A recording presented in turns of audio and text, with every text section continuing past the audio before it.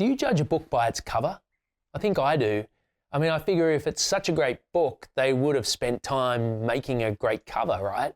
But the cover, like the title and the book itself, goes through a number of drafts. And I want to show you some of the alternative covers to Two Wolves that we didn't use, and then look at how the cover that we did use explores the idea of adversity and Ben's growing strength and resilience in the book.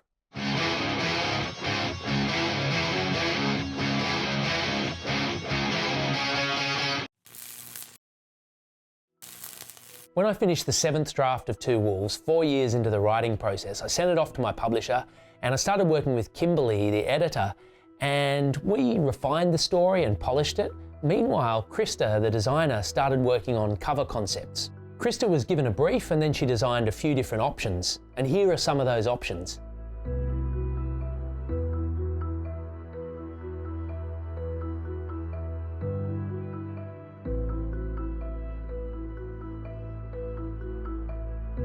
Maybe pause the video at this point and have a think or a conversation about which of these alternative covers you like the most and why.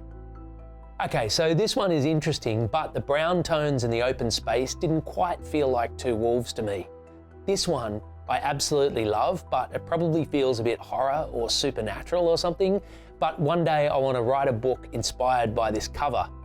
Now this one is nice, but it probably feels a bit younger to me than the target audience of the book. And this one would pop on a shelf. I love that white in some ways, but again, it didn't quite capture the tone of the story. But this one is perfect. It feels like an adult crime novel to me. One of the key ideas in the book is how adversity and challenges shape who a person becomes. But do you think the cover foreshadows anything about that? The cabin is the key location in the story. Here it's grey and surrounded by bush, but there's a yellow light on in the window, which hopefully intrigues the reader to want to know what's going on inside. I also think it says something about hope in the midst of darkness. The character silhouette, does it look fearful or strong to you? It depends whether you think the character's running away from us or towards us. To me, he's running towards us, and he looks quite strong to me, like he's taking on those challenges that come at him. And the title, Two Wolves, what do we get from that? I think wolves are intriguing, and they suggest something about fear, something that's primal, but also those wolves come to symbolize Ben's strength by the end of the story. And I'll show you one more cover. It's the US cover for Two Wolves. It's exactly the same book with a few words changed to US spellings, but the American publisher really wanted to keep it set in Australia. They thought that American kids would think that was cool, but they were a bit worried that they might think it was about werewolves if it was called Two Wolves, so they changed the title to On the Run, but then put a wolf on the front cover. The Australian Two Wolves cover led to the development of 4 others in my collection of crime, mystery, thriller stories. They're not a series, but the similarities in the cover suggest that if you like one of these books, maybe you'll like the others.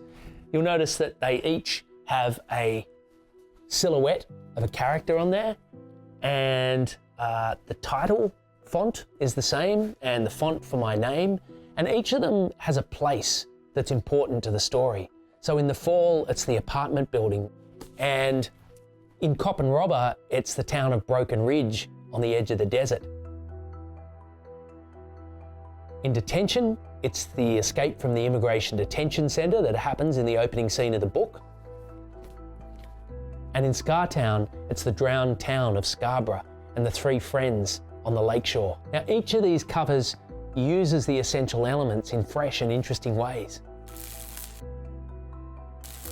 I want you to use design software or pencils, paint and paper to create an alternative cover for Two Wolves. You could either use the essential elements that we've just discussed, or you might want to take it in a totally different direction, or even create a cover for the sequel to Two Wolves. It's called Raised by Wolves. There are ideas in the notes for this video.